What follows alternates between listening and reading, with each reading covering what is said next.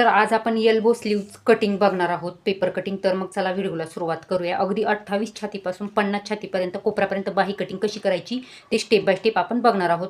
तर बघा, हा डबल फोल्ड कागद आहे, इकडनं बंद बाजू आहे, सगळी मापे मी बंद बाजूकडनंच टाकणार आहे.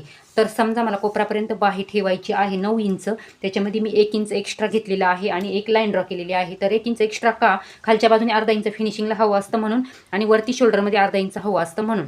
आणि इथून तर इथपर्यंत कॅप हाईट मी 3.5 इंच घेऊन एक लाईन ड्रॉ केलेली आहे. तर कॅप हाईट आपण 3.5 इंचच का घेतली? आता इथून तर इथपर्यंतचं जे अंतर असतं आणि एक लाईन ड्रॉ करतो त्याला आपण कॅप हाईट असं बोलतो. तर ही 3.5 इंचच का घेतली? तर त्यासाठी सुद्धा मी छोटासा चार्ट बनवलेला आहे, तुम्ही स्क्रीनशॉट सुद्धा काढून घेऊ शकता. तर बघा, ही बाहेची तयार उंचीची मापे आहे आणि ही कॅप हाईटची मापे आहे. तर तुम्ही या पद्धतीने हा चार्ट जर वापरला तर अगदी 3 इंचापासून 21 इंचापर्यंत बाही कटिंग करू शकता. तर आपण हा चार्ट आधी समजून घेऊया थोडक्यात. तर बाहीची तयार उंची जर 3 इंच ठेवायची असेल तर 1.5 इंचाची कॅप हाईट घ्यायची, म्हणजे इथून ते इथपर्यंतचं अंतर, आणि एक लाईन ड्रॉ करायची. बाहीची तयार उंची 3.5 इंच ठेवायची असेल तर 2.25 इंच कॅप हाईट घ्यायची. बाहीची तयार उंची 4 इंच ठेवायची असेल तर 2 इंच कॅप हाईट घ्यायची. बाहीची तयार उंची 4.5 इंच टू 7.5 इंचापर्यंत ठेवायची असेल तर 2.5 इंच कॅप हाईट घ्यायची. आणि 8 इंच टू 21 इंचापर्यंत जर बाहीची तयार उंची असेल तर 3.5 इंचाची कॅप हाईट घ्यायची. तर आपण कुठल्या कॉलममध्ये बसतो? तर आपली कोपऱ्यापर्यंत म्हणजे आपली बाही तयार आहे 9 इंच, म्हणजे आपण या कॉलममध्ये बसतो.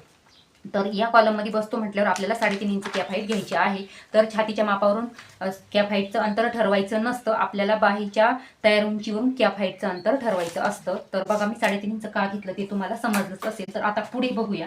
तर तुम्हाला क्लायंटचं जुनं ब्लाऊज घ्यायचं आहे, जे त्यांना व्यवस्थित येतं. ते ब्लाऊज आपल्याला असं उलट करायचं आहे. तर आता इथं तुम्ही बघू शकता, इथून तर इथपर्यंत इथं मी एक लाईन ड्रॉ केलेली आहे, म्हणजे ब्लाऊजचं फिटिंग मी इथं केलेलं आहे. तर आपल्याला इथून तर इथपर्यंत या फिटिंग लाईनपासून पूर्ण राऊंड हा मोजायचा आहे. असंच तुम्हाला सगळ्या साईजसाठी करायचं आहे. तर तुमचं वेगवेगळं माप येऊ शकतं. तर आपण मोजूया.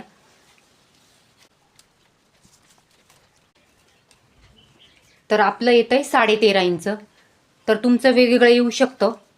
तर 14 इंच येऊ शकतं, 15 इंच येऊ शकतं, 16, 17, 18, 19 पर्यंत सुद्धा आर्मल राऊंड तुमचं येऊ शकतं. तर आपलं आलंय 13.5 इंच, त्यामुळे मी 13.5चा हाफ करणार आहे. असंच तुम्हाला सगळ्या साईजसाठी करायचं आहे. तुमचं जेवढं आर्मल राऊंड येईल त्याच्या हाफ करायचं आहे. तर आपण हाफ केलं तर ते आलं 6.25 इंच, आणि तिरकं आपल्याला 6.25 इंच टाकायचं आहे. तर ते आलं इथपर्यंत 6.25.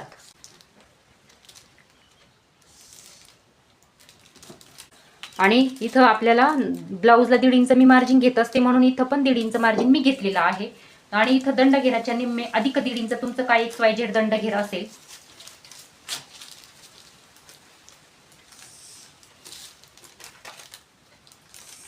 या पद्धतीने. आता आपल्याला काय करायचं, ही जी तिरकी लाईन आहे तिचे समान 4 भाग करायचे आहे. असंच तुम्हाला सगळ्या साईजसाठी करायचं आहे. आता आपल्याला काय करायचं, हा जो पॉईंट आहे त्याच्यावरती अर्धा इंच जायचा आहे सगळ्या साईजसाठी, आणि पुन्हा हा जो पॉईंट आहे त्याच्या खाली 1/2 इंच यायचा आहे सगळ्या साईजसाठी, म्हणजे इथून ते इथपर्यंतचं अंतर टोटल 1/2 इंच झालं पाहिजे. तर आता आपण सेप देऊया. तर बऱ्याच माझ्या मैत्रिणी आहे त्यांना सेप जमत नाही, तर त्यांच्यासाठी मी फ्रेंच कर्वच्या मदतीने कसा सेप द्यायचा ते सांगणार आहे. तर त्यासाठी काय करायचं, आपल्याला सगळ्यात आधी इथं 1 इंचावर आपल्याला डॉट द्यायचा आहे. असंच तुम्हाला सगळ्या साईजसाठी करायचं आहे. आणि फ्रेंच कर्व आपल्याला अशा पद्धतीने ठेवायचा आहे की हा पॉईंट आणि हा पॉईंट आणि हा पॉईंट हा एक ह्या फ्रेंच कर्व बरोबर लाईनीत आले पाहिजे.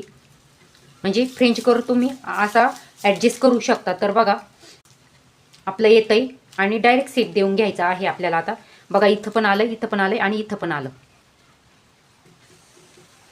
तर बघा, फ्रेंच कर्वच्या मदतीने एकदम छानपैकी सेप आपल्याला जमलेला आहे, असं या पद्धतीने. आता फ्रंटचा सेप कसा द्यायचा, तर सगळ्या साईजसाठी 1 इंच गेलेलो आहोत, तिथून आपल्याला असं हा पॉईंट आणि हा पॉईंट इथं जोडून घ्यायचा आहे. तुम्ही फ्रेंच कर्वच्या मदतीने सुद्धा तो जोडू शकता, किंवा आपण हाताने सुद्धा असा सेप देऊ शकतो या पद्धतीने. आता हा सेप कंप्लीट कसा करायचा, हा पॉईंट हा पॉईंट हा पॉईंट एका लाईन असा जोडून घ्यायचा. तर बघा, बॅकचा सेप पण भेटलेला आहे आणि फ्रंटचा सेप सुद्धा आपल्याला भेटलेला आहे. तर कसा दिला ते तुम्ही बघितलंच असेल. अगदी या पद्धतीने तुम्ही 28 छातीपासून 50 छातीपर्यंत कोपरापर्यंत बाही कटिंग इझिली करू शकता. तर पहिल्यांदा आपण आता कटिंग करणार आहोत. तर कटिंग करताना पहिल्यांदा बॅकचा सेप कट करायचा, नंतर फ्रंटचा सेप आपल्याला कट करायचा.